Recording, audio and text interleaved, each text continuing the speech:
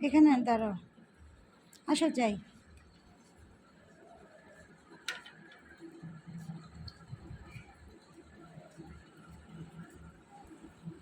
মাজা দেখছো?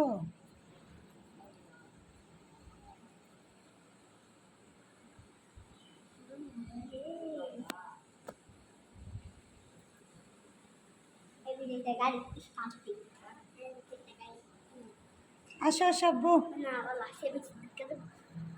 হ্যাঁ, এগুলো হলো ফকির লালন শাহ, বুঝছো? ওই যে ভিতরে কবর। হ্যাঁ হ্যাঁ, মানুষ ছিল একসময়, মারা গেছে বাবা। এরা অনেক বাউল, বুঝছো? ওই যে আসো।